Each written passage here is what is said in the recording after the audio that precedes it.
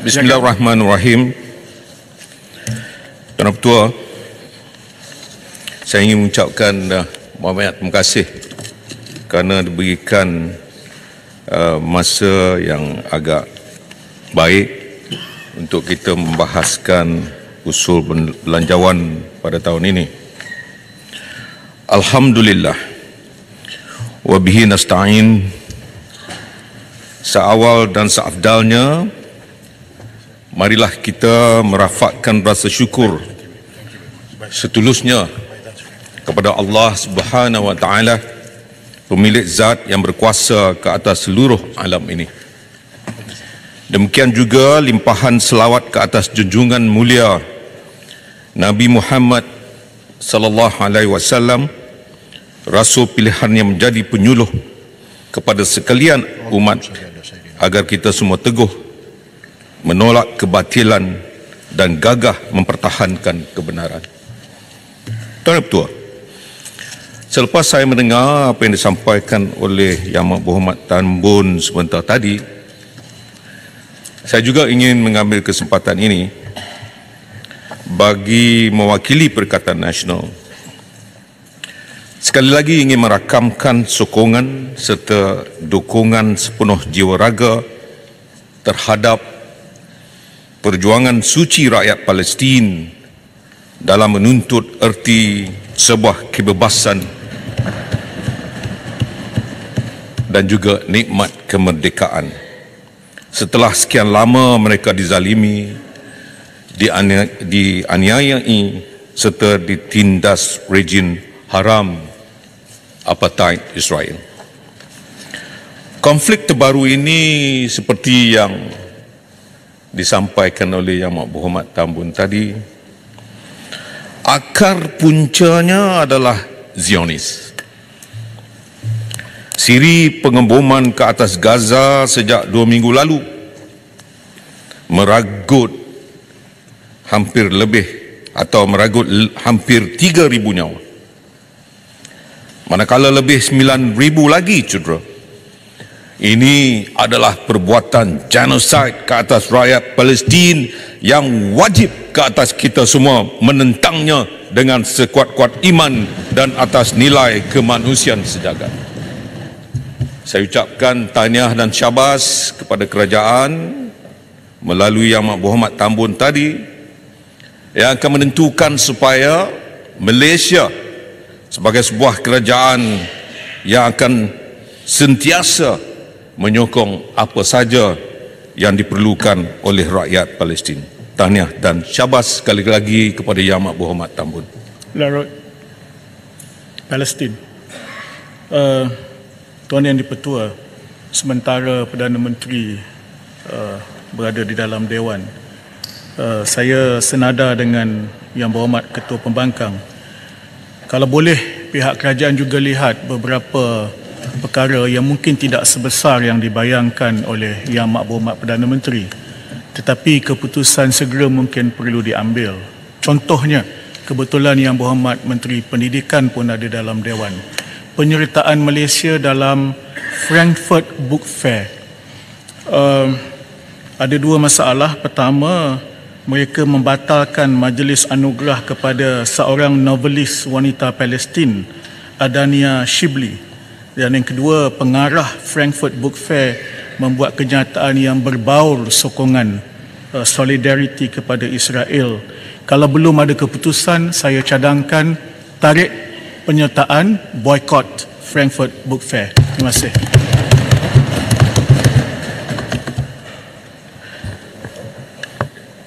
Tuan Ketua, saya benarkan sahabat saya Tuk Guru Yang Berhormat Marang.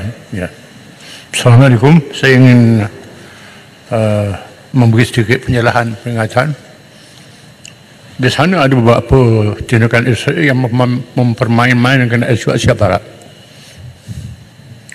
Kononnya untuk penyelesaian damai, tetapi menangguhkan damai. Seperti two-state solution, penyelesaian dua negara, satu untuk Arab, Palestin, dan untuk Israel. Yang kedua ialah berusaha supaya negara Arab dan Islam melakukan normalisasi dengan cara Israel. Dalam keadaan Israel ini tak menerima semua perkara-perkara ini, two-state solution walaupun sudah disetujui, perundingan acak kadi dibuat, namun penjarahan orang Yahudi terus dilakukan ke Palestin. Dalam keadaan mereka merampas rumah orang Palestin, kebun, kedai dan sebagainya, merampak, dilindungi oleh tentera Israel. Dalam masa yang sama juga memujuk negeri Islam supaya saja dengan Israel dan negara Barat membantu bertali arus hantar senjata. Amerika hantar kapal perang, kapal induk untuk berperang sama. Ini satu sikap berkupur yang saya nak peringatkan kita jangan terjebak dengan permainan ini. Terima kasih Tuan Ketua. Ini membuktikan bahawa kami di sebelah sini akan sentiasa menyokong apa yang diambil, pendekatan yang diambil oleh kerajaan untuk membantu rakyat Palestin dalam perjuangan ini. Yang Berhormat Ketua Pembangkang, sedikit saja, seminit. Muar di belakang. Sila. Terima kasih. Yang Berhormat Ketua Pembangkang, apabila Rusia menyerang Ukraine dengan adanya laporan bahawa Rusia menyekat pembekalan makanan, minuman dan elektrik, Ukraine sebagai sebuah negara, walaupun bukan negara, a member state of the ICC, Mahkamah Jenayah Dunia, telah pun merujuk Rusia kepada Mahkamah Jenayah Dunia. Dan selepas itu ada tindakan susulan di mana Presiden Putin, jikalau dia jelajah ke beberapa negara dengan izin member state ICC, boleh ditangkap dan diheret ke Mahkamah Jenayah Dunia. Cadangan saya di sini, jikalau perkara yang sama dapat dilakukan kepada Rusia, adakah kerajaan Malaysia bercadang apabila berjumpa dengan negara-negara OIC? Kerana negara-negara OIC ini juga dan negara-negara majoriti Islam banyak juga yang merupakan ahli Mahkamah Jenayah Dunia seperti Tunisia dan Jordan. Wajarkah kita mencadangkan supaya Mahkamah Jenayah Dunia mengenakan sekatan tindakan ke atas Presiden Benjamin Netanyahu dan juga Menteri Pertahanan Israel yang jelas mengatakan bahawa mereka akan menyebabkan kebuluran rakyat Palestin dengan sekatan ke atas elektrik, makanan dan minuman. Ini adalah jenayah dunia. Negara-negara Islam perlu bersatu untuk merujuk jenayah Israel ini supaya tindakan diambil melalui the rule of law. Terima kasih. Terima kasih Muar. Tuan Ketua masukkan semua yang dikatakan oleh tiga-tiga ahli Parlimen tadi untuk dipersoalkan dan juga cadangan-cadangan yang dikemukakan kepada kerajaan bahawa kami sentiasa menyokong atas pendekatan yang baik yang dibuat oleh kerajaan. Tuan Ketua, merujuk kepada firman Allah dalam surah Yusuf ayat 43 hingga 49, Allah Subhanahu wa taala mengingatkan kita supaya menyediakan payung sebelum hujan. Dalam konteks sebuah negara, siapa jua yang dipertanggungjawabkan sebagai pemimpin wajib ke atasnya melakukan perancangan dan persiapan agar rakyat serta negara yang dipimpin mampu terus sejahtera dalam mendepani cabaran dari semasa ke semasa, baik dari dalam dan dari luar negara. Dalam soal memilih pemimpin, Allah Subhanahu wa taala berfirman menerusi surah An-Nisa ayat 58 yang mafhumnya tanggungjawab untuk memikul sesuatu amanah itu mestilah diberikan kepada mereka yang benar-benar layak. Jatuh bangun sesebuah negara bangsa itu terletak pada pemimpinnya yang mempunyai sifat qawiyun amin, pemimpin yang bijaksana dan amanah. Inilah yang akan menjamin masa depan negara dan anak bangsa. Di Malaysia, alhamdulillah, rakyat hidup rukun damai tanpa sengketa. Janganlah sesekali ada pemimpin yang merosakkan perpaduan dan keharmonian di antara rakyat. Anak kecil riang tertawa, main bersama di tepi titi. Ikatan kasih bersulam jiwa, ibarat rambut bersimpul mati. Hari ini saya membahaskan Belanjawan 2024 dalam kerangka dan sudut pandang Perikatan Nasional yang membawa bersama denyut nadi serta suara keluh kesah majoriti rakyat. Sementara Perikatan Nasional sendiri mempunyai pengalaman mentadbir dengan rekod perkhidmatan sebagai kerajaan yang prihatin. Perikatan Nasional mengharapkan unjuran KDNK antara 4 hingga 5% yang disasarkan kerajaan dalam Belanjawan 2024 ini merupakan sesuatu yang boleh dicapai. Beberapa langkah yang dibentangkan adalah merupakan inisiatif yang baik. Sebagai pembangkang bertanggungjawab, Perikatan Nasional akan sentiasa menyokong mana-mana inisiatif yang baik demi masa depan rakyat dan negara. Walaupun begitu, kerajaan perlu sentiasa meningkatkan usaha dalam menstrukturkan semula ekonomi ke arah yang lebih progresif dengan penyertaan masyarakat secara menyeluruh di semua peringkat.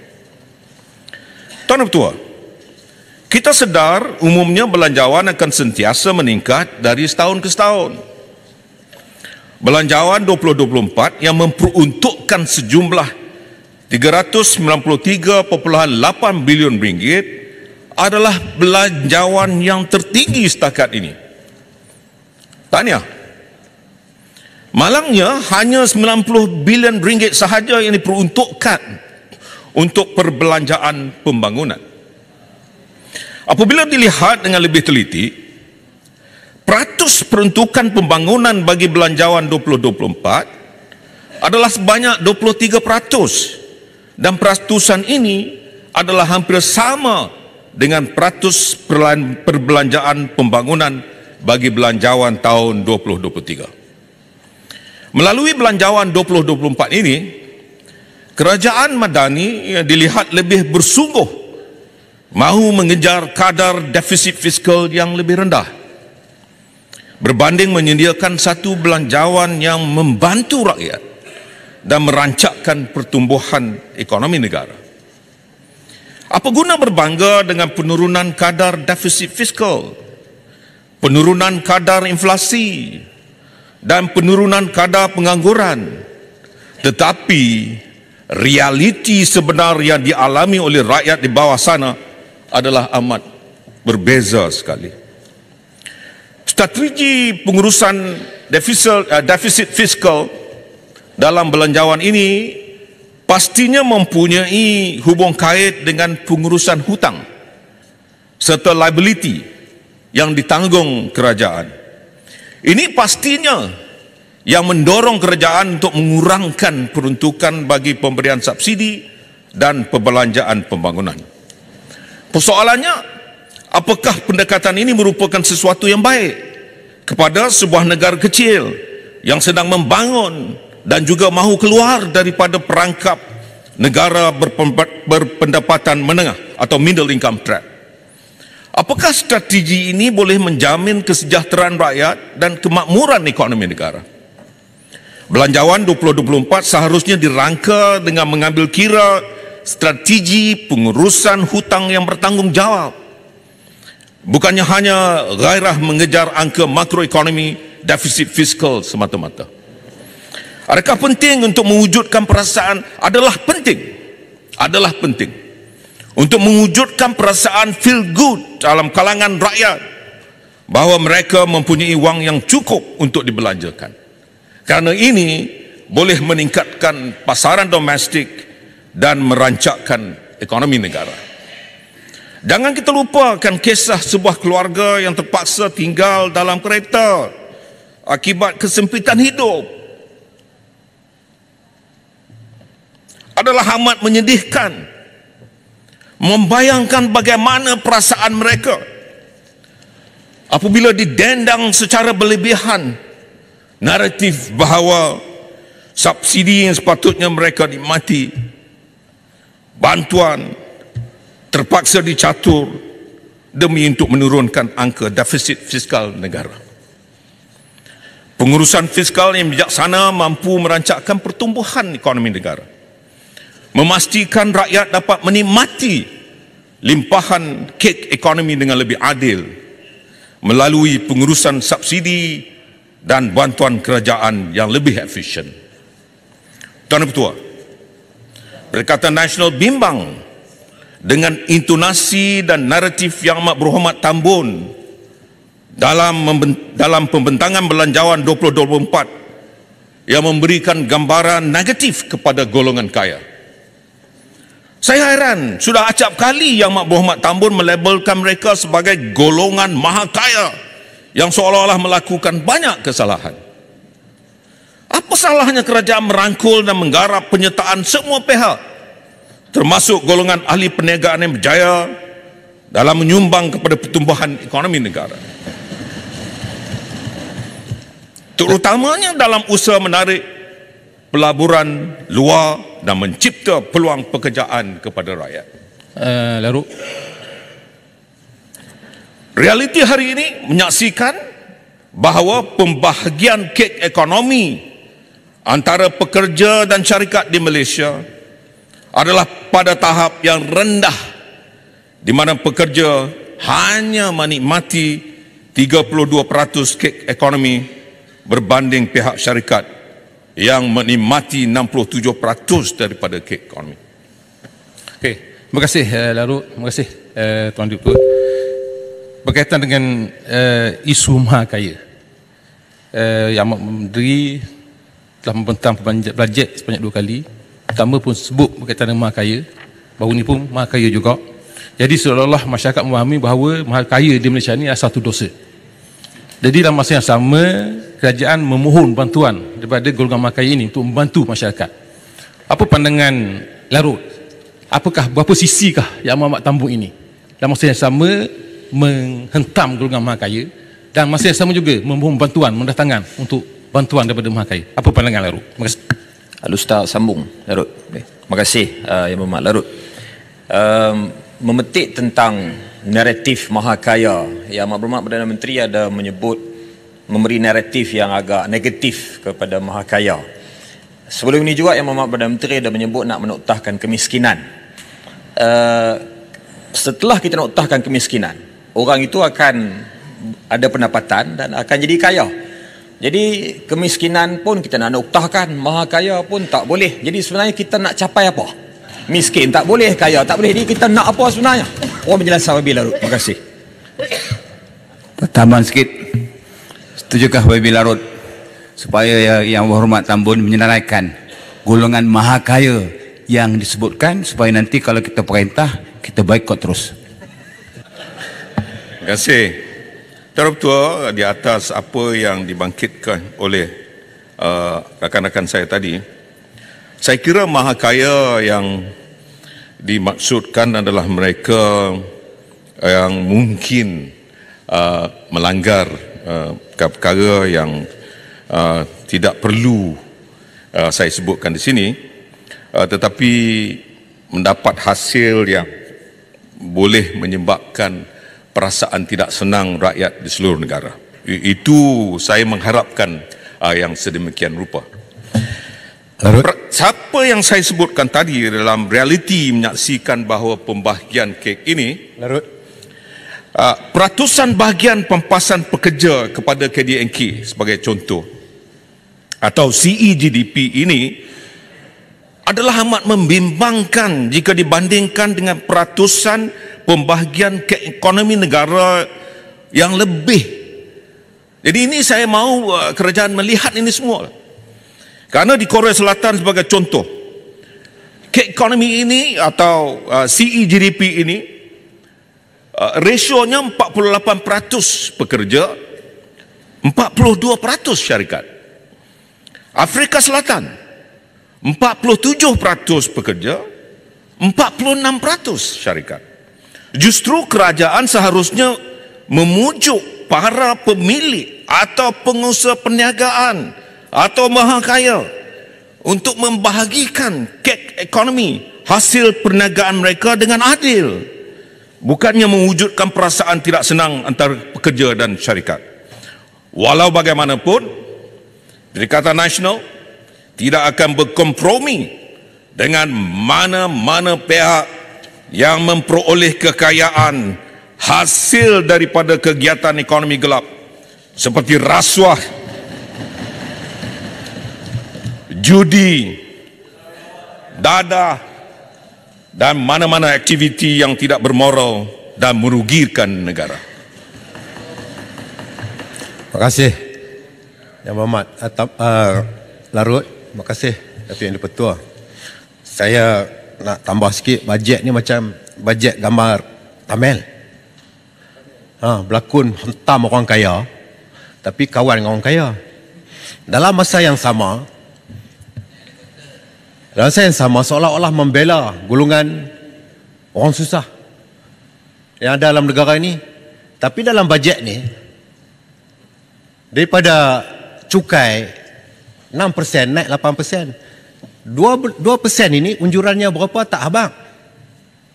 Kita nak tahu berapa perolehannya. Kalau takat 1 bilion pada sebuah negara, supply chain dia menekan rakyat. Akhirnya rakyat yang terpaksa membayar semua kos daripada 2% kenaikan cukai ini. Jadi saya nampak macam gambar Tamil lah bajet ni. Macam mana pandangan Larut? Mohon pendang, kita tak payahlah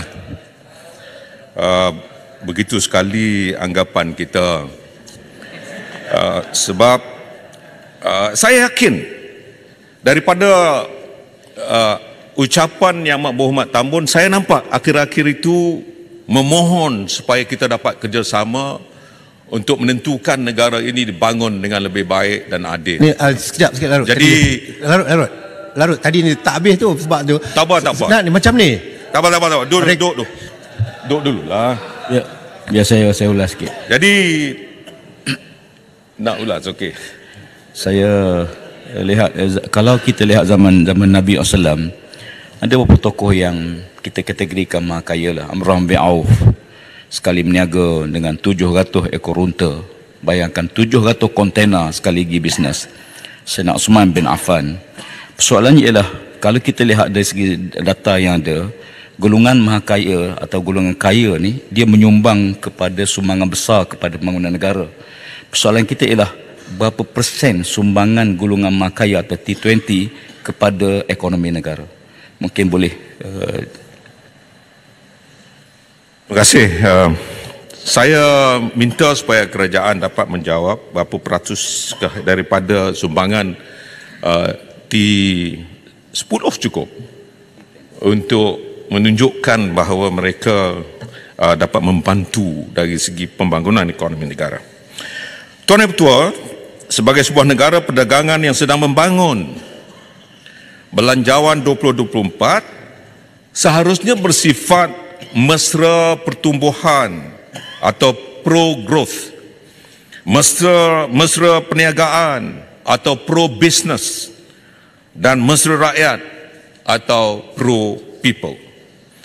Kerajaan harus terus melaksanakan perancangan yang teliti dan penambahbaikan bagi memudahkan para pelabur asing terutamanya untuk memperoleh akses kepada insentif dan kemudahan-kemudahan tertentu agar mereka dapat meningkatkan pelaburan mereka dari semasa ke semasa.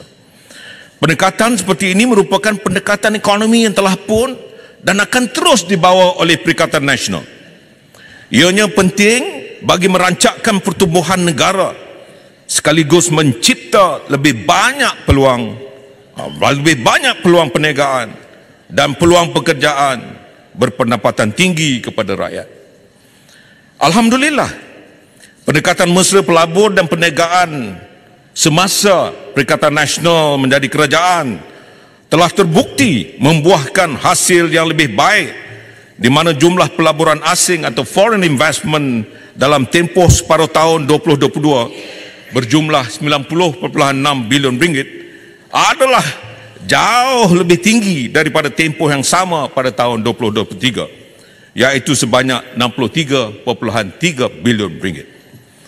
Selain itu, jumlah modal pelaburan atau total capital investment yang diluluskan bagi tempoh separuh pertama tahun 2022, Januari hingga Jun, iaitu sebanyak 134.4 bilion ringgit juga mencatatkan penurunan berbanding 132.6 bilion yang direkodkan bagi tempoh yang sama pada tahun 2023. Mohon mencelah. Minta celah. Yang Mohon Larut. Angka-angka ekonomi ini adalah amat membimbangkan apabila data Lembaga Pembangunan Pelaburan Malaysia atau MIDA. Ini adalah angka-angka yang dipetik daripada MIDA sendiri yang menunjukkan ekonomi negara sedang berdepan dengan masalah penyusutan nilai pelaburan asing sebanyak 30.1%. Yang Berhormat Taling Jaya. Yang Berhormat Larut. Sekejap. Waf. Terima kasih Yang Berhormat Larut.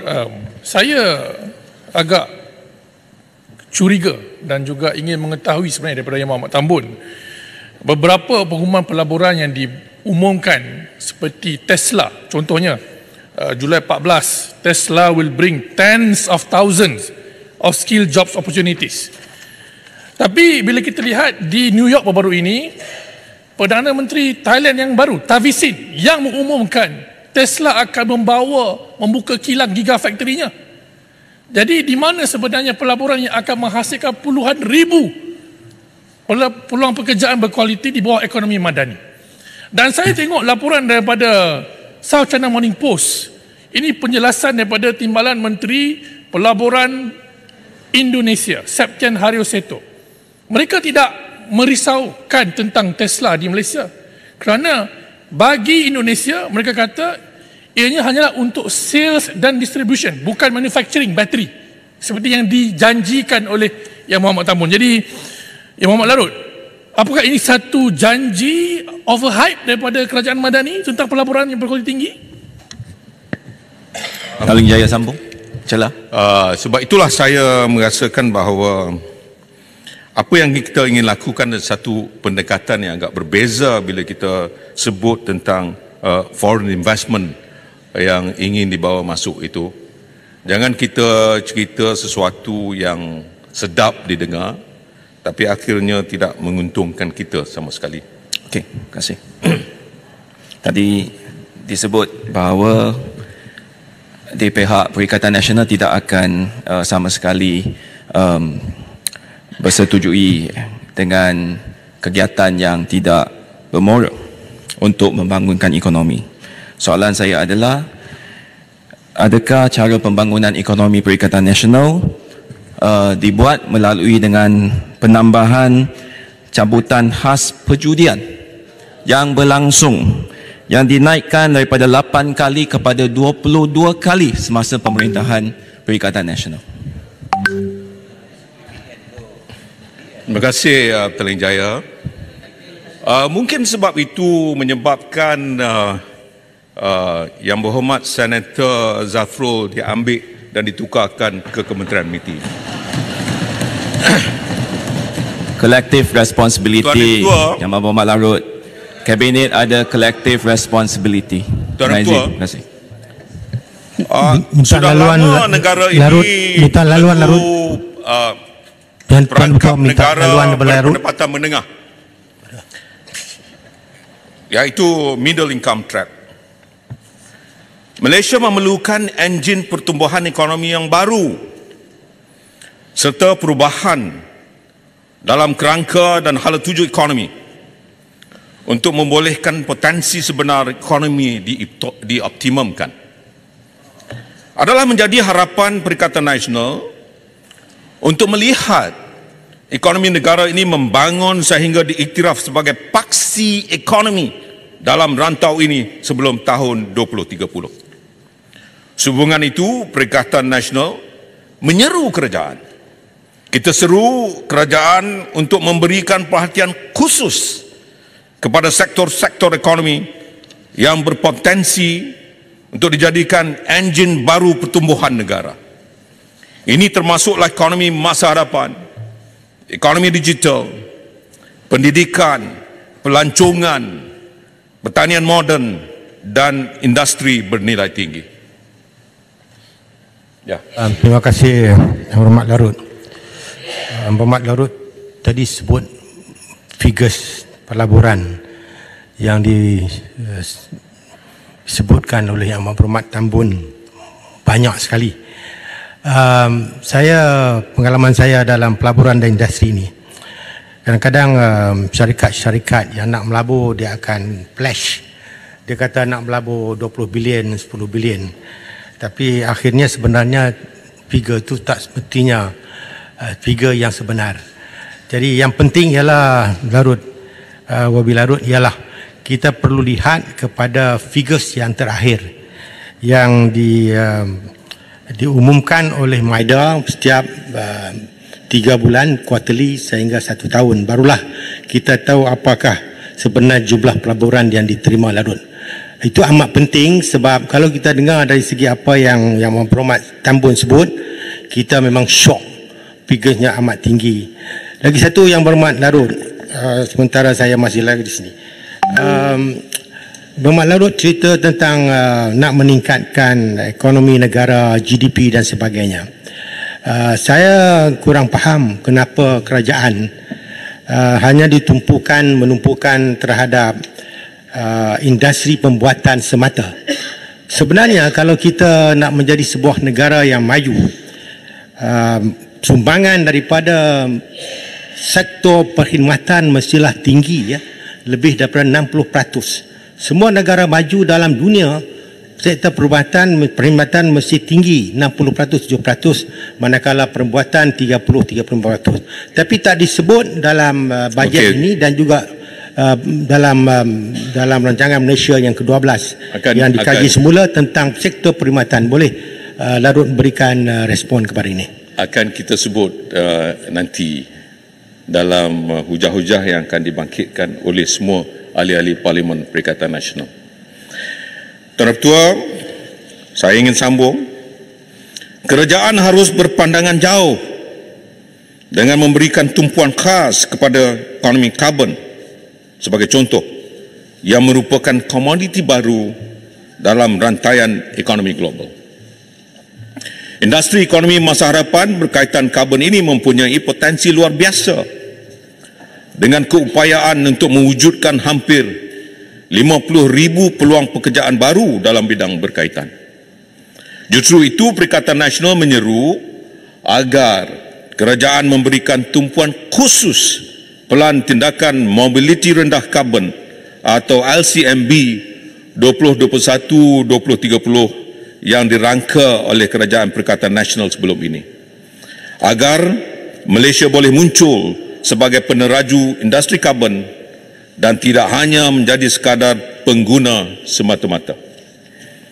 Komitmen serius kerajaan dalam melaksanakan pelan tindakan ini mampu mengurangkan penggunaan tenaga sebanyak 51,000 kilotan minyak setara, bersamaan dengan potensi pengurangan pelepasan karbon sebanyak 165 juta tan menjelang 2030. Industri ini menawarkan peluang yang cukup besar untuk direbut, terutamanya dalam aspek carbon credit yang sememangnya dikenal pasti sebagai salah satu enjin pertumbuhan baru ekonomi negara pada masa hadapan. Selain itu, Malaysia juga dilimpahi dengan kekayaan sumber asli baru seperti sumber nadir bumi bukan radioaktif NREE yang bernilai melebihi 800 bilion ringgit. REE merupakan komponen terpenting dalam penghasilan semikonduktor berteknologi tinggi yang bahagian penting dalam menghasilkan penghasil supercharger, super battery dan super magnet. Terima kasih Harut, terima kasih Tuan Di-Pertua. Saya tertarik bila disebut berkenaan dengan REE ini. Pendapatan negara pada tahun lepas 303 bilion. Poin 2. Unjuran pada tahun ini 307 bilion. Maknanya ada disparity di situ. Appreciate dia lebih kurang 4.4 bilion. Dan 4.4 bilion ini juga termasuk 2% yang telah dibentangkan oleh Yang Amat Berhormat Tambun dalam kenaikan untuk cukai AST baru-baru ni. Jadi apalah masalah? Adakah Larut bersetuju rakyat yang menanggung sekarang ni? 2% ni rakyat yang menanggung berdasarkan supply chain yang berlaku. Adakah Larut bersetuju apabila saya katakan REE ini khususnya di Kedah, kerajaan sepatutnya mengambil pendekatan untuk mendapat penghasilan revenue negara yang baru, tidak perlu kepada kenaikan cukai bagi menekan rakyat apabila REE ini menjadi permintaan dunia yang utama, satu tenaga baru yang utama dunia. Oleh sebab itu, bahkan hasil tersebut menjadi jalan keluar daripada mengenalkan cukai kepada rakyat. Bukankah kita ketepikan dulu masalah politik, kita tumpu kepada pembangunan negara dengan kita ada kata kelola yang baik ataupun urus takbir yang baik antara kerajaan pusat dengan kerajaan negeri untuk kita exploit dengan izin REE yang menjadi permintaan dunia ini. Macam mana pandangan Larut? Ya, Tuan Ketua, saya minta supaya apa yang dikatakan oleh pendang itu tentang NREE ini, terutamanya di Kedah itu, dimasukkan sebagai teks ucapan saya. Terima kasih Yang Berhormat Tuan Dipertua. Terima kasih Larut. Saya berminat apa yang disebut oleh Yang Berhormat Larut tadi mengenai sumber-sumber baru untuk ekonomi negara. Salah satu daripada penekanan oleh Kerajaan Perikatan Nasional dulu di bawah Yang Berhormat Paguh dan juga Yang Berhormat Bra dulu, itu mengenai tenaga boleh baru ataupun renewable energy. Pada zaman itu kita membuat polisi tidak membenarkan RE ini, bukan RE dieksport ke negara, ke luar negara, kerana RE yang kita punya ini boleh menjadi tarikan kepada pelaburan asing, terutamanya syarikat-syarikat yang disebut RE100, Renewable Energy 100. Dia menggunakan 100% renewable energy.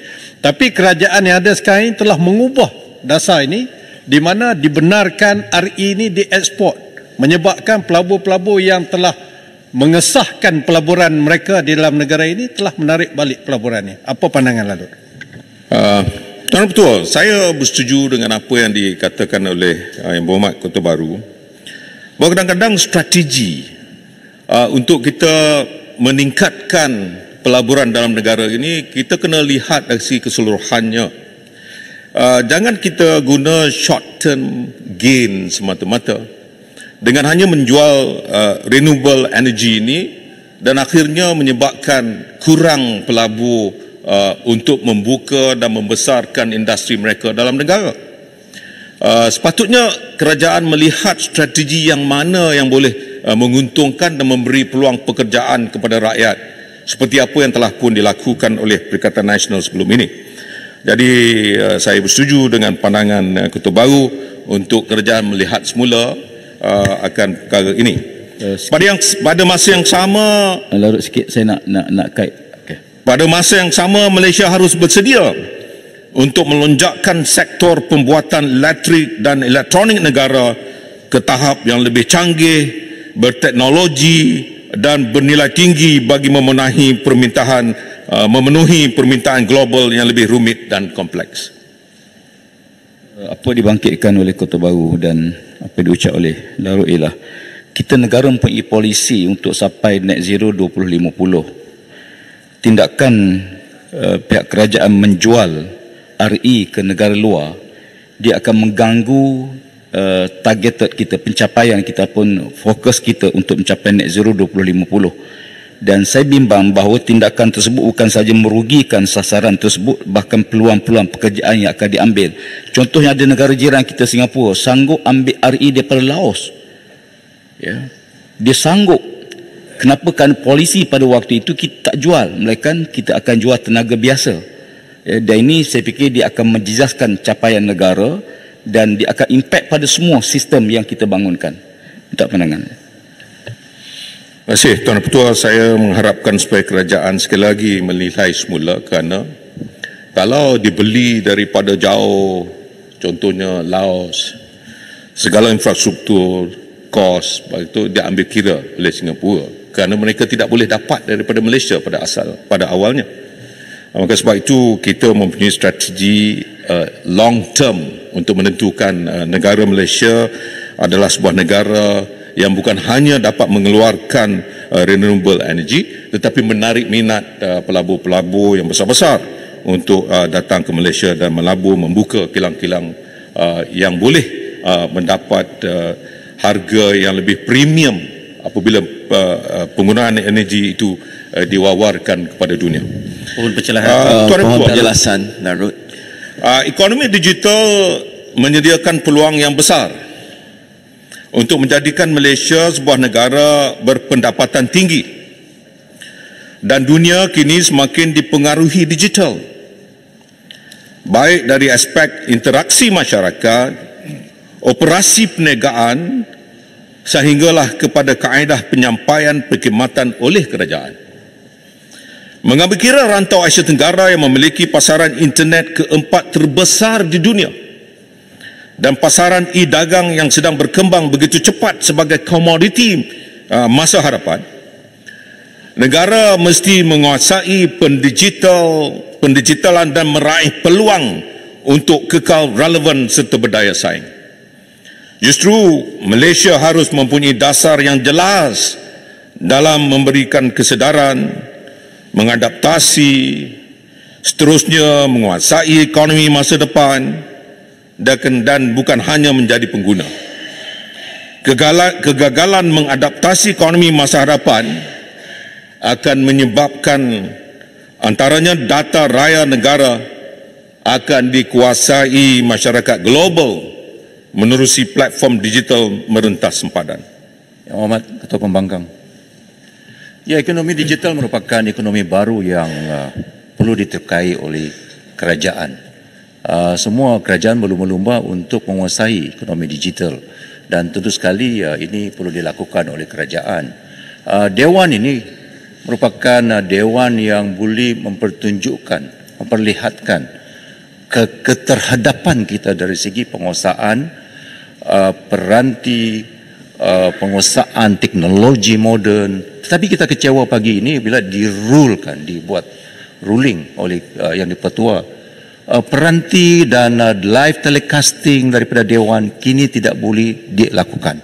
Adakah Yang Mohormat Ketua Pembangkang melihat ini sebagai satu tindakan regresif yang tidak mencerminkan kehendak dan cabaran pengadaptasian teknologi bukan saja sebagai ekonomi, tetapi Dewan Mulia, ahli parlimen dan semua lapisan masyarakat terhadap teknologi baru ini? Adakah Yang Mohormat melihat ini satu tindakan regresif yang dibuat oleh parlimen? Tuan, saya tiba-tiba dimaklumkan oleh beberapa ahli parlimen seperti apa yang dibangkitkan oleh Beluran, sehingga menyebabkan kadang-kadang kita timbul perasaan mungkin salah sangka, mungkin sangkaan yang saya nak sebutkan ini tak betul. Tapi mungkin kerana pembahasan yang kita akan bawa ini, kalau dibenarkan untuk kita buat secara online, live di seluruh negara, akan membuktikan bahawa pembangkang melalui Perikatan Nasional adalah sesuatu pembahasan yang hebat dan boleh membantu kepentingan rakyat. Jadi kalau tak betul, mengapa salah kita benarkan? Sebab contohnya baru-baru ni kita buat live dan meningkat dalam waktu untuk saya bentangkan itu saja telah menunjukkan bahawa followers seluruh negara meningkat begitu ketara sekali. Jadi hari ini kita ucapkan takziah kepada semua ahli-ahli parlimen, termasuklah rakan-rakan di sebelah sana, terutamanya Arau yang menjadi raja TikTok Malaysia pada hari ini. Tuan Ketua, sewaktu mempersiapkan rangka tindakan ekonomi digital Malaysia, pendekatan keseluruhan ekosistem negara adalah dipacu melalui kerjasama antara rakyat, pemain perniagaan dan juga kerajaan. Ia bagi membolehkan digital ekonomi antaranya menyediakan kira-kira 500,000 peluang pekerjaan baru, 30% peningkatan produktiviti dalam semua sektor menjelang 2030, menyumbang 22.6% kepada KDNK serta 100% penjawat awam celik digital. Di bawah blueprint ini, rakyat akan menikmati penambahbaikan literasi digital, pertambahan peluang pekerjaan berpendapatan tinggi, peningkatan kesejahteraan sosial dan kelestarian alam sekitar. Sektor perniagaan termasuk PKMS yang menjadi tulang belakang kepada ekonomi Malaysia pula akan menikmati peluang yang lebih besar untuk membangun dan berkembang di peringkat domestik, serantau dan juga global melalui pulangan daripada pengdigitalan ini. Keupayaan perusahaan mikro, kecil dan sederhana PMKS beradaptasi dalam ekosistem ekonomi digital mesti dibangunkan bagi memastikan mereka mengambil bahagian secara kompetitif dalam persaingan global dalam pengeluaran produk, perkhidmatan dan latihan kemahiran digital. Tuan Ketua, pendidikan adalah salah satu aspek terpenting dalam negara. Saya yakin mana-mana kerajaan pun akan melihat keperluan pembangunan pendidikan sebagai keutamaan demi kesinambungan dan jaminan masa depan. Dasar pendidikan yang baik akan menghasilkan modal insan berkualiti dengan nilai kebolehpasaran yang tinggi, sekaligus meraih pengiktirafan terhadap kualiti pendidikan negara. Selain melahirkan modal insan berkualiti tinggi, kerajaan wajar memulakan kajian untuk mentransformasikan sektor pendidikan tinggi sebagai salah satu enjin pertumbuhan utama ekonomi negara. Apatah lagi Malaysia mempunyai banyak institusi pengajian tinggi, maupun IPT hasil kolaborasi dengan universiti terkemuka dunia yang lain. Adalah sesuatu yang amat-amat merugikan jika kelebihan ini gagal dimanfaatkan sepenuhnya. Kita harus belajar daripada pengalaman negara United Kingdom, Australia dan banyak lagi yang berjaya memertabatkan pendidikan tinggi mereka yang bertaraf dunia dan seterusnya menjadikan sektor pendidikan tinggi tersebut sebagai salah satu enjin pertumbuhan ekonomi yang penting dalam negara masing-masing. Di Australia, bagi tahun 2022, sektor pendidikan menjana 86.3 bilion ringgit kepada pendapatan negara mereka, dengan pelajar asing sahaja menyumbang 75.8 bilion ringgit daripada nilai tersebut. Manakala di United Kingdom, segmen pengajian tinggi menyumbang 665.6 bilion ringgit kepada ekonomi negara tersebut. Jika model sama dapat dijadikan pedoman dan beberapa pendekatan dasar yang lebih mesra graduan asing, Malaysia juga berpotensi cerah untuk menjadi hub pendidikan serantau sekiranya berjaya memastikan graduan luar ini dapat berbelanja dalam negara, seterusnya menyumbang kepada kitaran ekonomi. Larut. Silakan. Terima kasih Tuan Yang di-Pertua. Ada dua perkara. Yang pertama, kita memang sangat mudah meningkatkan kemesraan kita terhadap pelajar asing kerana kita ada kekuatan tersendiri. Contohnya penguasaan bahasa Inggeris yang relatif baik berbanding negara-negara serantau dan juga kos hidup yang relatif rendah. Cuma Yang Berhormat Larut, kita juga harus mengatasi isu-isu seperti isu-isu immigration. Setengah pelajar, contohnya dari negara-negara Arab, kalau dia datang ke sini tak kira lah untuk ijazah pertama atau ijazah lanjutan, dia nak bawa ahli keluarga, itu tradisi mereka. Tapi kita ada masanya tidak benarkan. Yang kedua, keterbukaan ini bukan hanya seperti yang disebutkan oleh Yang Berhormat Larut, tetapi juga ada kesan jangka panjang, kesan jangka sederhana yang menguntungkan. Satu, interaksi antara pelajar yang ramai dari pelbagai negara ini boleh menjana pertukaran idea yang membawa kepada inovasi. Contoh lama ialah yang berlaku di Silicon Valley.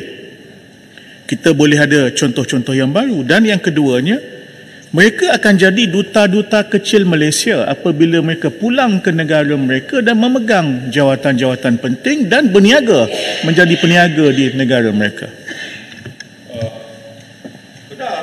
Benar apa yang dikatakan oleh Indra Mahkota, kerana ramai juga pemimpin-pemimpin di negara-negara seperti Turki, Indonesia, di negara-negara Afrika, banyak pemimpin-pemimpin besar mereka ni pernah belajar di Malaysia dan akhirnya menjadi pemimpin di negara tersebut, dan mereka melihat Malaysia sebagai rakan, bukan hanya rakan, tapi dapat menentukan kerjasama bilateral relation dengan izin antara kedua-dua negara ini dimajukan dan dipertingkatkan kerana kepercayaan mereka terhadap negara kita, yang di mana ilmu itu mereka perolehi daripada Malaysia sendiri. Silakan. Yang Berhormat Larut, saya nampak apa yang dicadangkan tadi oleh Indra Mahkota merupakan satu pencetus kepada pendidikan tinggi sebagai dasar luar kita. Higher education as a foreign policy, dengan izin. Kerana kalau kita lihat pada tahun 90-an, Tun Dr. Mahathir, Perdana Menteri ketika itu, banyak melakukan seperti Langkawi Dialog yang menjemput pemimpin-pemimpin dunia ketiga datang ke Malaysia untuk belajar tentang negara kita. Saya ingat saya pergi ke Kazan baru-baru ini, e-government mereka diperolehi daripada kita. Tapi mereka yang berjaya lakukannya kerana banyak alumni-alumni IIUM yang mendapat manfaat daripada sistem kita ini. Jadi, Yang Berhormat Larut, saya yakin pengalaman Yang Berhormat Larut sebagai Timbalan Menteri Luar dahulu mampu merangka perkara yang baru di bawah pentadbiran kita, insya-Allah. Terima kasih kepada Datuk Yang Dipertua.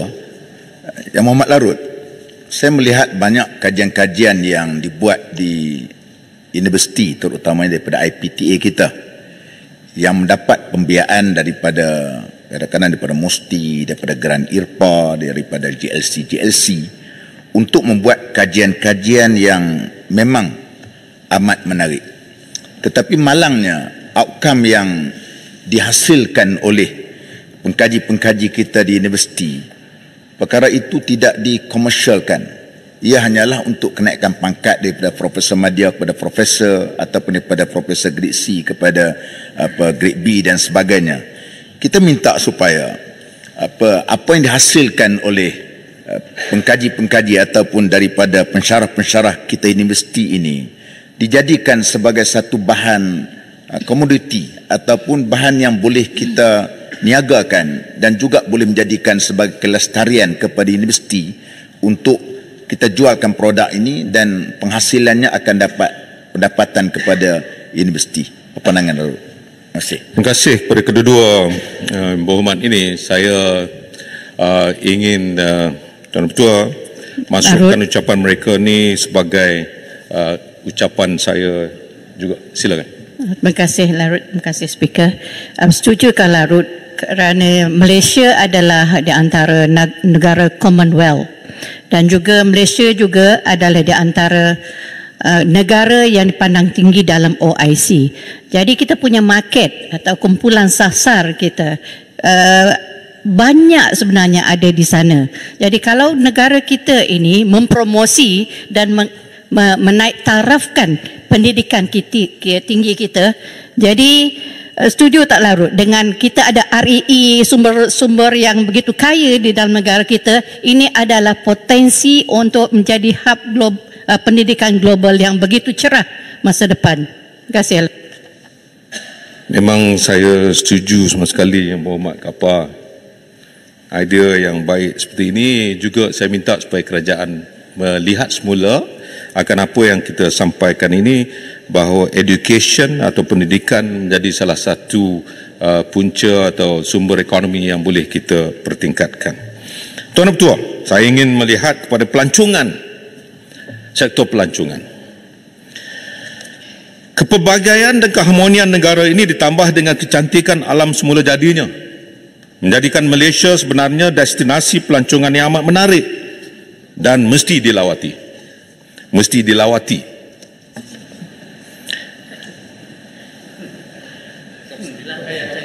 Ya. Apabila tahun Tuan Petua senyum kenapa?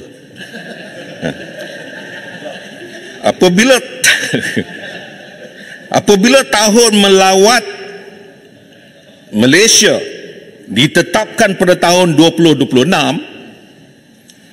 kerajaan tidak boleh semata-mata menunggu sehingga tahun 2026 untuk melonjak industri pelancongan.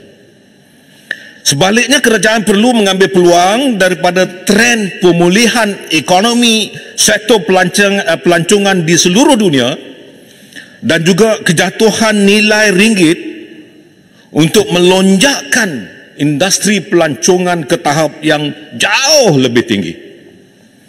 Oleh itu, Perikatan Nasional mencadangkan agar perbelanjaan berkaitan dengan tahun melawat Malaysia ini dipercepatkan bagi meningkatkan promosi, memperkasa infrastruktur dan prasarana yang sekarang ini mungkin agak daif. Cik Tanah. Okey, Cik Tanah. Terima kasih Yang Berhormat Larut Ketua Pembangkang. Tahun melawat Malaysia sebagaimana melawat Malaysia sebagaimana yang telah pun disebut oleh Larut sebentar tadi, ada pada tahun 2026. Memang masa tak sempat. Kita ada lebih kurang masa 2 tahun, 2 bulan dan 15 hari lagi untuk kita sampai ke 2026. Dan Malaysia, tagline kita Malaysia Truly Asia ni sangat mahal. Negara-negara lain sebenarnya mencemburui dengan tagline Malaysia Truly Asia ini, dan kerana ianya dengan pamerkan budaya dan juga warisan Malaysia yang penuh kesopanan dan kelembutan. Kalau Menteri-Menteri Pelancongan dulu dia sambut dengan caranya sendiri, tapi saya nak bertanya, adakah Menteri yang jaga Motek hari ini juga ada cuba memperkenalkan Malaysia dengan cara sendiri, iaitu dengan cara mabuk dan menari di halayak ramai?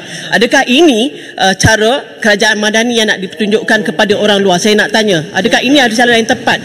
Bukannya sekali tapi banyak kali. Terima kasih. Larut. Tuan Ketua, Larut, saya tak tahulah apa yang sebenarnya maksud Masjid Tanah tentang kong kali kong yang dikatakan tadi. Sebut kong kali kong. Oh, tak sebut? Saya tak sebut. Oh. Orang lain yang sebut. Ya? Oh, orang lain sebut. Saya tak sebut. Mohon Larut tarik balik. Okey. Saya oleh kerana itu saya tarik balik Tuan Ketua. Ketua Pembangkang ya. Negara baru dibuka, dunia baru dibuka selepas COVID, Yang Berhormat Ketua Pembangkang, dan setiap negara berlumba-lumba untuk mempromosikan negara melalui sektor pelancongan to revive back the economy. Tapi kita mengambil keputusan untuk delay tahun Malaysia ke another 2.5 years. Jadi merupakan satu keputusan yang tidak mencerminkan kehendak negara. Tetapi kita melihat sekian lama industri pelancongan ini dikira daripada bilangan pelancong yang datang dan bukan dari segi berapa banyak investment, berapa banyak wang ekonomi, pertukaran ekonomi, pembangunan ekonomi yang dibawa sekali. Pelaporan pun bilangan. Apatah lagi menteri yang ada sekarang ini menumpukan kepada satu negara yang dilayannya dengan baik dari pelancong daripada satu negara in particular. Dan bila pelancong-pelancong dari negara Islam yang tak sempat datang kerana kurangnya promosi, diblame katakannya negeri-negeri yang dipimpin oleh pembangkang Perikatan Nasional ini sebagai the hindrance, yang penghalang kerana dasar kerja negeri. Yang ini perlu dibetulkan. Kalau nak membuat pelancongan, mempromosi pelancongan, dia harus dilihat dalam konteks yang besar. Malaysia sebagai sebuah negara, bukan disegmenkan negeri pembangkang, negeri kerajaan, negeri pembangkang. Tak boleh. Kerajaan Perikatan Nasional nanti harus perbaiki ketidakbetulan terhadap pendekatan ini. Saya nak tambah sikit apa dibangkitkan oleh Beluran. Kita tengok kalau beberapa kawasan yang telah dideklar sebagai kawasan bebas cukai, kawasan bebas cukai, contoh Tioman, Kenyir, kita lihat tak ada sebarang promosi, sebarang peruntukan diberi untuk mengesahkan kawasan bebas cukai itu dapat jadi tarikan pelancong. Jadi minta sambungan apa yang disebut oleh Berulan tadi. Terima kasih.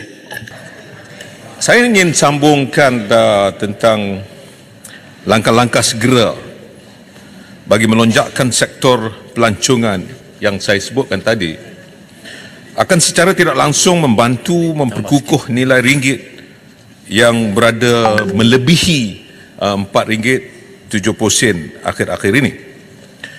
Selain daripada meningkatkan kehadiran pelancong, kerajaan seharusnya memberi fokus kepada segmen pelancongan bernilai tinggi. Sebagai contoh, pelancongan kapal mewah di Langkawi, pelancongan alam semula jadi seperti di Danum Valley di Sabah, dan Taman Negara Gua Niah di Sarawak. Tanjung Karang. Gua Niah speaker ada pergi. Itulah dia. Siapa? Tanjung Karang jelas sikit. Menyentuh tentang pelaburan pelancongan bernilai tinggi, Tanjung Karang ingin menyentuh sedikit berkenaan dengan health tourism. Setujukah Larut untuk kita mempromosikan health tourism sebagai nilai tambah bagi mendorong lebih ramai pelancong-pelancong asing datang melancong ke Malaysia sambil membuat rawatan-rawatan perubatan yang bernilai tinggi, bukan sekadar membuat medical check-up saja. Sebagaimana Thailand dan Korea memang cukup terkenal dengan health tourismnya. Terima kasih. Terima kasih. Tanjung Karang mencadangkan sesuatu yang baik dan kita bersetuju supaya kerajaan melihat semula akan health tourism ini dipertingkatkan. Bukan tak ada tapi dipertingkatkan dengan lebih hebat dan dahsyatnya seperti Arau selalu sebut. Dan Ketua, isu kekurangan bekalan makanan merupakan loceng amaran untuk kerajaan bangun dan segera bertindak kerana berdasarkan Indeks Keselamatan Makanan Global 2022, Malaysia berada di tangga 41 daripada 113 buah negara. Keadaan ini membimbangkan kita. Oleh itu, sektor pertanian dan industri makanan negara mesti dibangunkan dengan lebih rancak dan tersusun.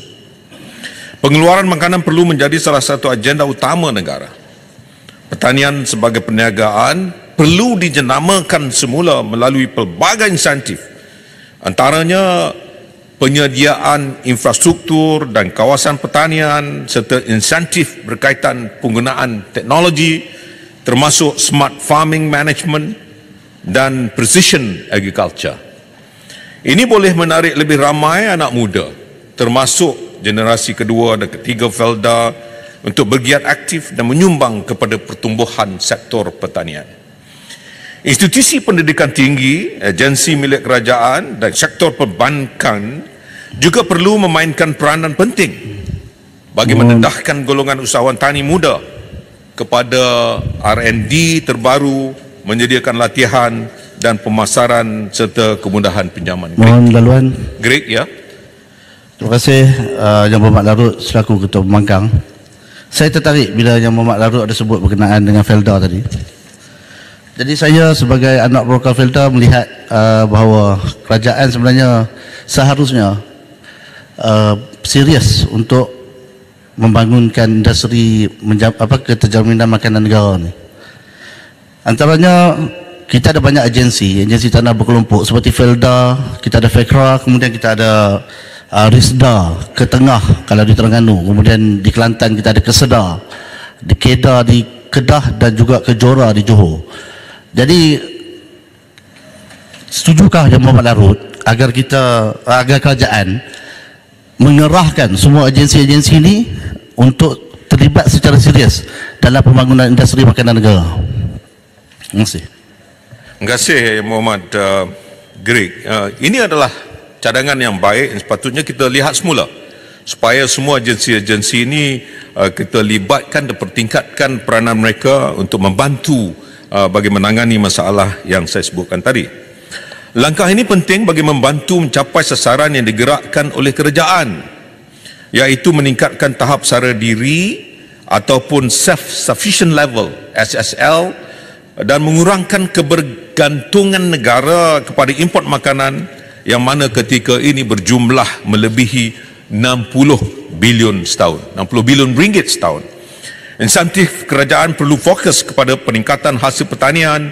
Pihak berwajib mesti memastikan monopoli rantaian bekalan dapat dihapuskan bagi mewujudkan situasi menang-menang antara usahawan tani dan rakyat. Dalam hal ini, industri pertanian beras merupakan salah satu segmen pertanian yang perlu diberi perhatian serius oleh kerajaan. Sebagai sebuah negara jelapang padi, adalah tidak sepatutnya Malaysia berdepan isu kekurangan bekalan sehingga rakyat terpaksa berebut. Dulu saya dengar cerita orang lama-lama masa zaman Jepun adalah, tapi sekarang bila baris macam ini, nanti orang kata zaman kerajaan Madani, tak eloklah. Larut Hulu Terengganu. Silakan. Terima kasih Larut. Terima kasih Tuan-Tua. Ya, isu rakyat berebut beras adalah suatu perkara yang memalukan negara dan tak pernah berlaku sejak 60 tahun kita merdeka. Jadi ini suatu perkara yang mengaibkan.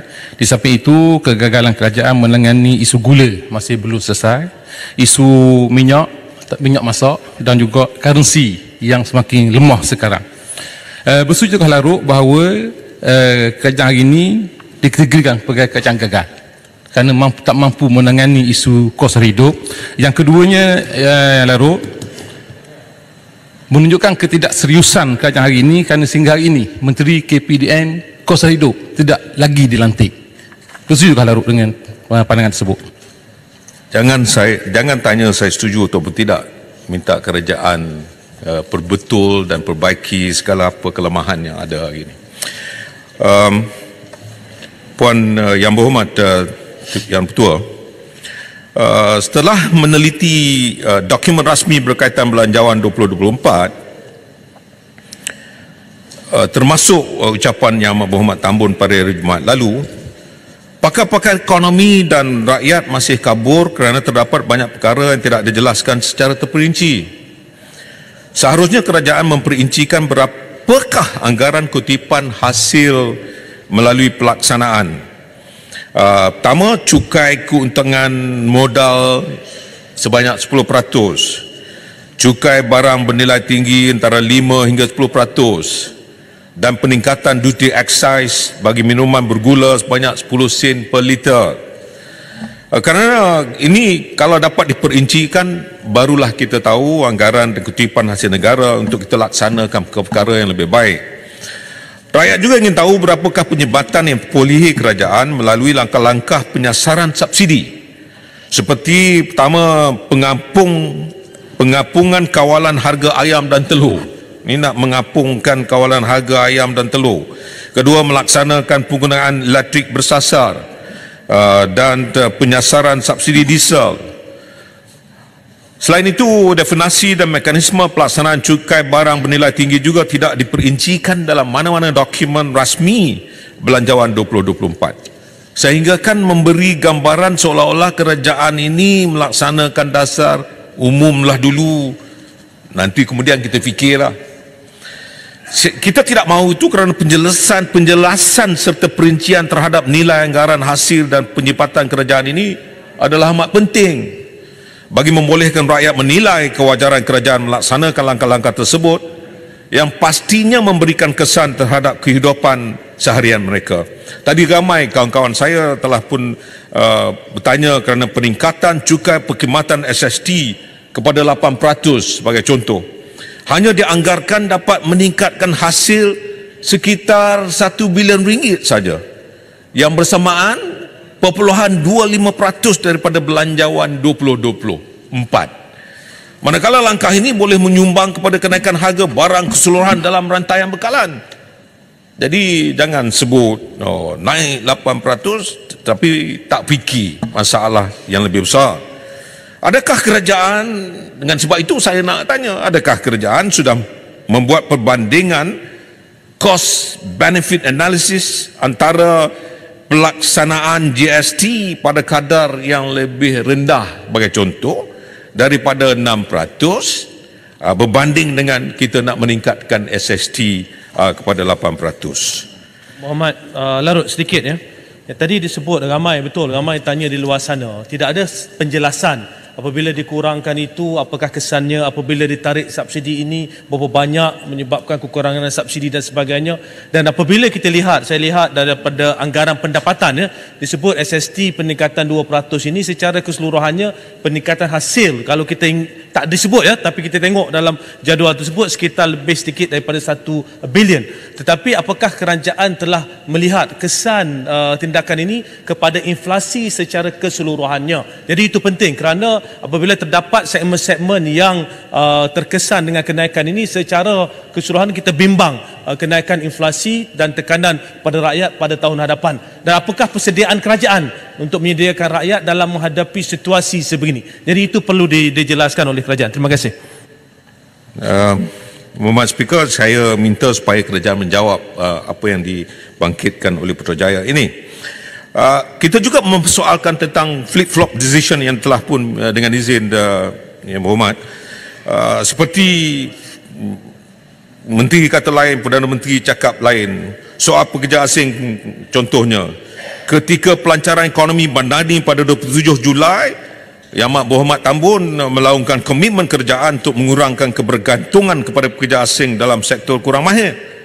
Tapi beberapa bulan kemudian, Kementerian Sumber Manusia pula mengumumkan kerajaan membuka kemasukan pekerja asing bagi subsektor tukang gunting rambut, pekerja tekstil, tukang emas bermula 10 Oktober. Begitu juga dalam soal mengambil jururawat asing. Awalnya YB Menteri menafikan, tetapi akhirnya 9,200 jururawat Filipina dan India dibenarkan dibawa masuk bermula 1 Oktober lalu. Jadi tindakan flip-flop ini, pengumuman begini kadang-kadang menyebabkan rakyat merasakan penyelesaian ini hanya di mulut semata-mata. Jadi sebab itu, ya. Pendekatan flip-flop ataupun istilah di Kelantan dipanggil klok-klek. Klok-klek, flip-flop.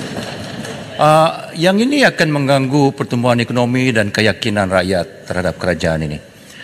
Bukan saya dalam sektor pengambilan buruh asing, gunting rambut, nurses, jururawat, tetapi pengumuman menteri pun klok-klek.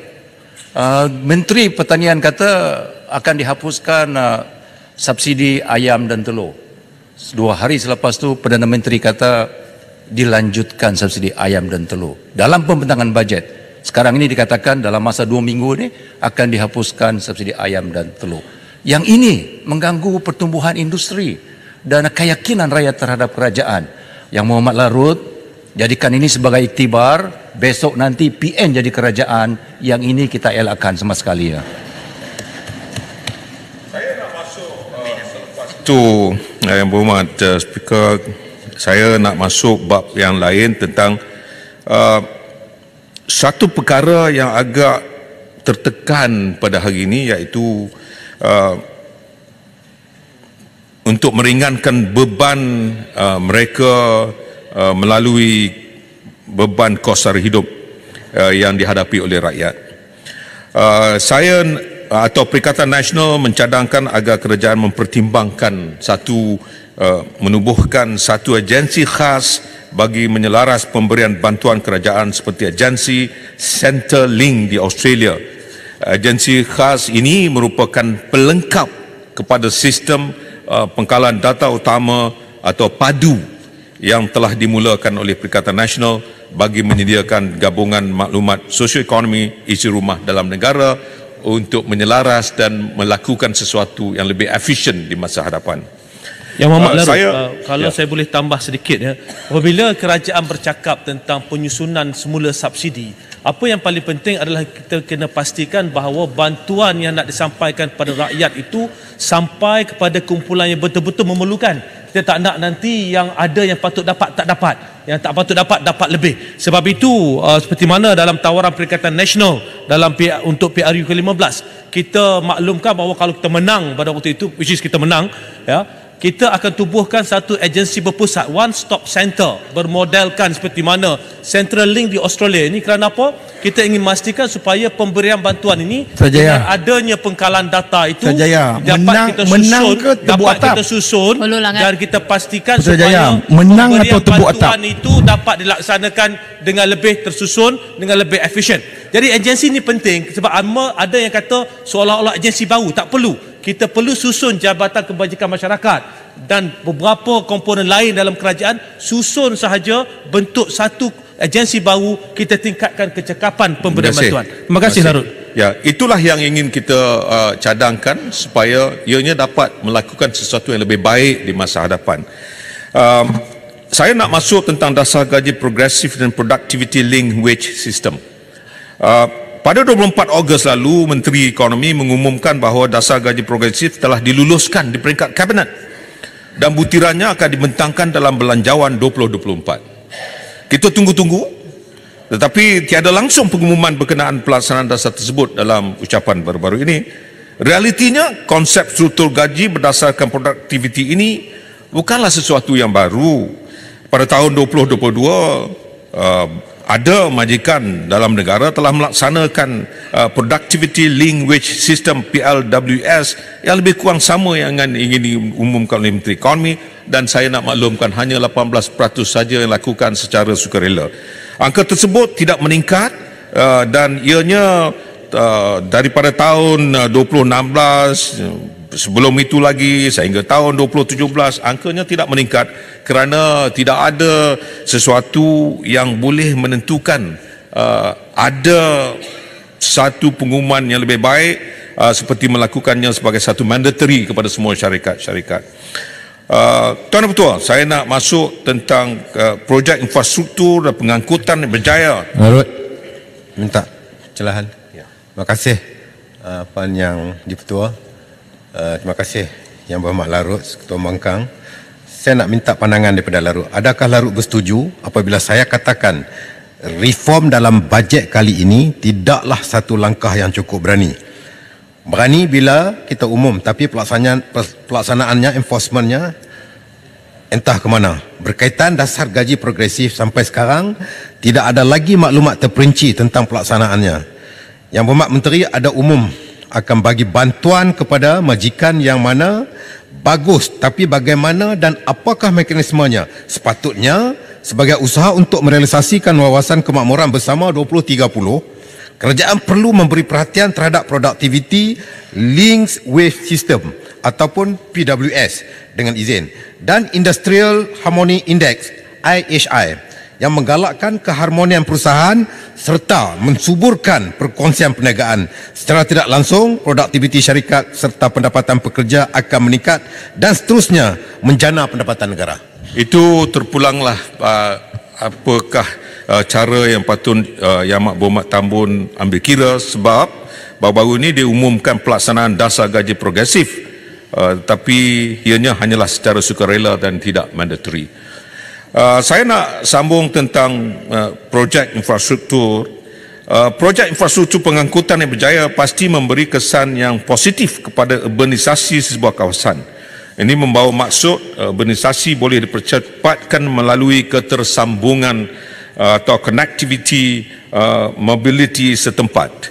Kerajaan Madani melalui Belanjawan 2024 gagal untuk menzahirkan kesungguhan untuk mentransformasikan sektor pengangkutan awam negara. Belanjawan ini dilihat hanya memberikan fokus kepada perbelanjaan pembangunan bagi sektor pengangkutan di bandar-bandar metropolitan saja dan tidak dilihat keseluruhannya di seluruh negara, termasuklah di negeri-negeri yang jauh daripada bandar-bandar besar seperti Kuala Lumpur ini. Ketua Bangkang, Jerantut. Okey.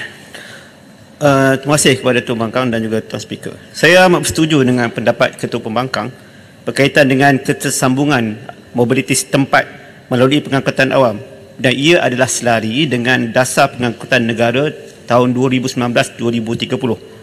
Saya juga melihat peruntukan perbelanjaan bagi sektor pengangkutan yang dilihat fokus kepada bandar-bandar metropolitan seperti projek-projek puluhan bilion ringgit seperti projek MRT 3, LRT 3, LRT Pulau Pinang, upgrade and expansion of lapangan terbang antarabangsa Subang dan Pulau Pinang. Oleh yang demikian, setuju tak Ketua Pembangkang kalau kita cadangkan kepada kerajaan pusat? Pertama, kita pertingkatkan peruntukan pembelanjaan persekutuan bagi Sarawak dan Sabah yang currently 58 bilion dan 6.6 bilion bagi Sabah dan Sarawak, bagi mempersiapkan sektor pengangkutan bagi berdepan dengan limpahan kegiatan ekonomi yang akan berlaku kerana pembangunan ibu negara baru Indonesia di Kalimantan dan persetujuan 50,000 hektar tanah di Sabah dan Sarawak untuk penanaman padi.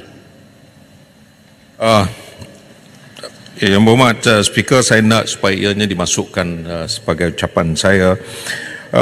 Yang berhormat Speaker, dalam membangunkan negara ini, Perikatan Nasional mempunyai tekad dan iltizam untuk memastikan semua rakyat Malaysia dapat menikmati kemakmuran ekonomi melalui taraf hidup yang wajar atau decent standard of living.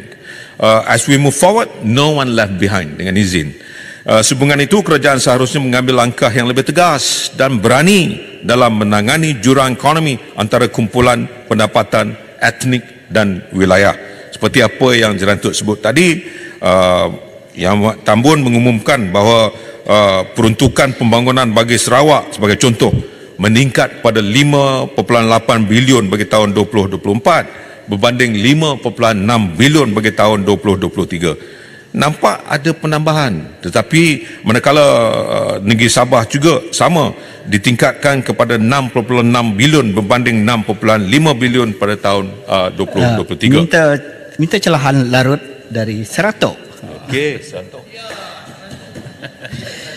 Sememangnya rakyat Sabah Sarawak sudah sekian lamanya menunggu akan pertambahan bajet pembangunan yang drastik untuk membangunkan infrastruktur asas seperti jalan raya, bakalan air terawat, elektrik, sekolah daif, klinik dan sebagainya.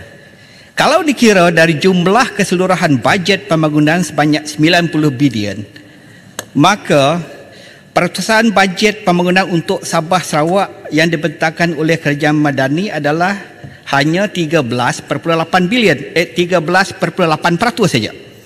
Kalau dibandingkan dengan kerangka besar Wawasan Kemakmuran Bersama 2030 yang dirancang oleh PN dulu, di mana sebanyak 50% bajet pembangunan akan diperuntukkan kepada 6 negeri, iaitu Sabah, Sarawak, Kedah, Kelantan, Terengganu dan Perlis, maka dapat kita unjurkan bahawa jumlah bajet yang jauh lebih besar akan diperuntukkan kepada Sabah Sarawak kalau kita masih menggunakan wawasan kemakmuran bersama. Mungkin bajetnya berjumlah lebih sekali ganda lagi. Oleh yang demikian, rakyat Sabah Sarawaklah yang rugi dalam bajet Madani ini kalau dibandingkan dengan bajet di bawah wawasan kemakmuran bersama. Yang menyedihkan lagi adalah Kerajaan Madani langsung membuang wawasan kemakmuran bersama yang bercadangkan membuat peratusan peruntukan yang jauh lebih besar kepada Sabah Sarawak. Adakah Larut bersetuju dengan cadangan Seratok bahawa apabila Perikatan Nasional menjadi kerajaan nanti, Perikatan Nasional akan menambahkan bajet pembangunan Sabah Sarawak selaras dengan prinsip wawasan kemakmuran bersama 2030 nanti? Setuju tak Larut?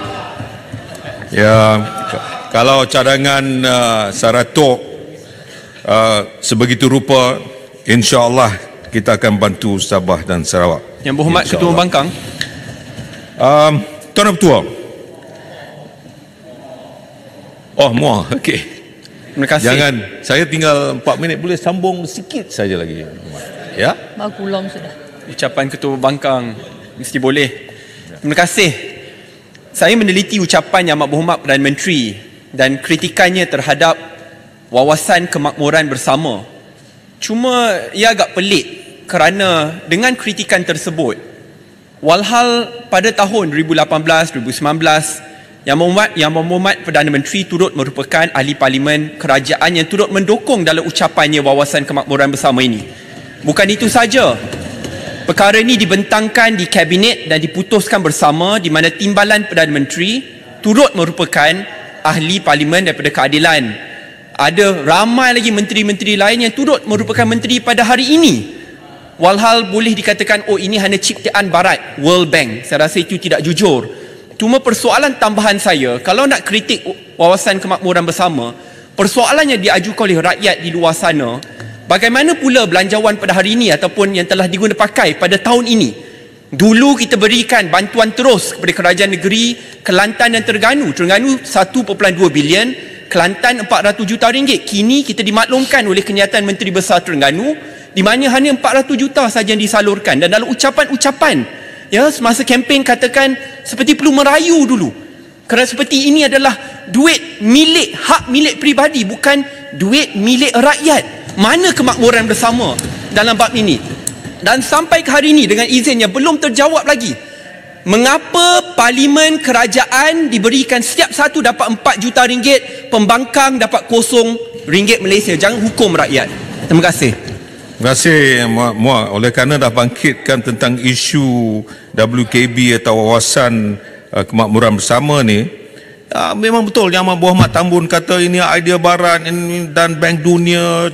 Tidak. WKB ini tidak menekankan soal nilai, soal tata kelola, masalah semasa tempatan. Saya nak maklumkan ketika itu salah seorang yang membincangkan dalam kabinet ini adalah Yang Amat Berhormat Timbalan Perdana Menteri yang juga merupakan isteri Yang Berhormat Bandar Tun Razak, merupakan Timbalan Perdana Menteri ketika itu. Jadi soal-soal seperti ini sepatutnya janganlah diperlekehkan, kerana nak menimbulkan satu wawasan itu adalah sesuatu yang besar yang telah pun diterima.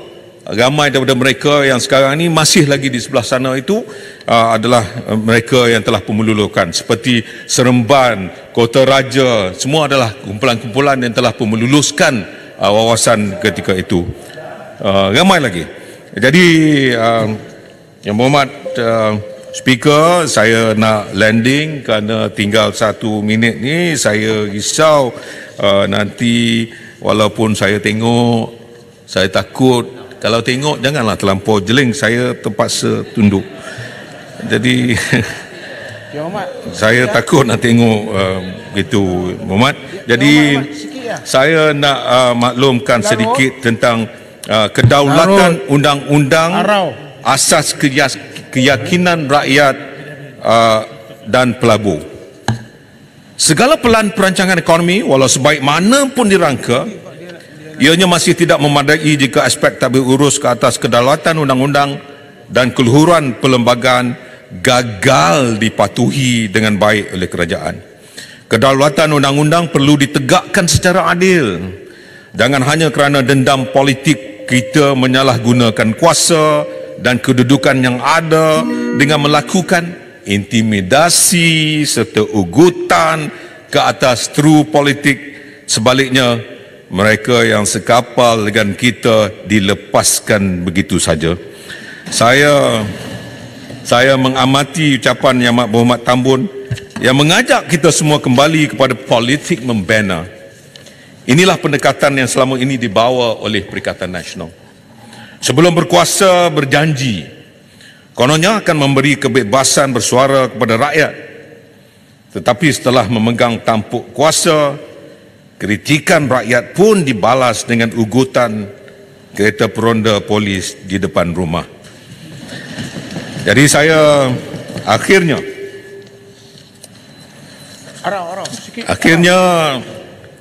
tak cukup masa Araf, sila duduk.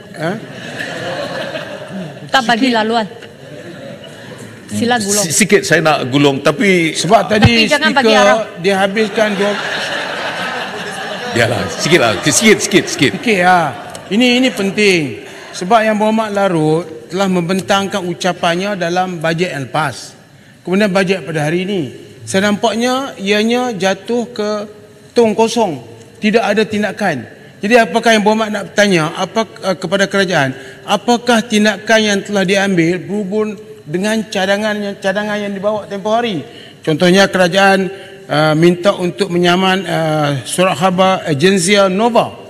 Kemudian banyak lagi yang telah dicadangkan. Yang pembentangan hari ini menunjukkan yang Berhormat layak untuk jadi Menteri Keuangan, tak layak Menteri Dalam Negeri. Nanti bagi part kat saya ya. Jadi saya nak tanya yang keduanya yang Berhormat ialah ini yang Berhormat Speaker marah ni. Nak tanya ni last sekali. Yang Nova tu fake news. Bahawa orang-orang kaya melampau. Apakah yang bertanya kepada yang Berhormat Tambun, siapakah orang-orang kaya melampau di negara ini? Berapa orang? Dan apakah sekarang ni bila kita mengutip cukai, berapa cukai yang telah didapatkan daripada orang-orang kaya melampau? Speaker, masa dah habis lah Speaker. Kaya melampau Arau. Speaker, masa dah habis. Tamatkan segera. Masa dah habis. Dah. Kita bagi gini pula BBC pula. Masa dah habis. Yang Berhormat Speaker. Sila Gulong. Yang Berhormat Speaker, saya ingin menutup. Kata Plato, the measure of a man is what he does with power. Kerajaan ini sudah menghampiri setahun, tapi masih banyak janji yang perlu ditunaikan. Sebab itu saya ingin berpesan kepada diri saya dan kepada kita semua agar mengambil pedoman dan iktibar daripada sabda Rasulullah sallallahu alaihi wasallam. Senyum speaker dengar. Mafhumnya, akan datang pada hari akhir zaman para pemimpin yang zalim, menteri-menteri yang fasik, para hakim yang melakukan pengkhianatan, dan para fuqaha yang berbohong. Sesiapa yang sempat berada di zaman tersebut, jangan kalian menjadi pengutip cukai, penyelia dan penguasa bagi mereka. Itu pesanan. Saya berdoa supaya kita semua rakyat Malaysia dijauhkan daripada pemimpin yang mempunyai sifat yang diperingatkan oleh Nabi sallallahu alaihi wasallam. Maka sesungguhnya kita mahukan Malaysia yang tersanjung di persada antara bangsa. Malaysia yang makmur dan aman. Malaysia yang menjadi cahaya dan oasis di tengah-tengah ketidaktentuan global. Sebab itu sudah beberapa kali saya katakan di dalam dewan ini, sebagai pembangkang, kita akan menjadi pembangkang yang kredibel dan bertanggungjawab. Dan kita mahu kerajaan menyelesaikan masalah rakyat. Tetapi mengapa kerajaan tidak mendengar? Mengapa bekalan beras tiada dalam pasaran? Mengapa kos sara hidup tidak ditangani dengan betul? Dan semua masalah ini dan banyak lagi tidak selesai sehingga hari ini. Patutlah rakyat berkata-kata, ada ayam, telur tiada. Ada padi, beras tiada. Ada sawit, minyak tiada. Ada tebu, gula tiada. Ada menteri, serupa tiada. Akhirnya saya memetik pantun Pak Hamka. Setali pembeli kemenyan, sekupang pembeli ketaya. Sekali lancong ke ujian, seumur hidup orang tak percaya. Maaf jika ada yang terasa dalam dewan ini. Sekian, terima kasih Yang Berhormat Speaker.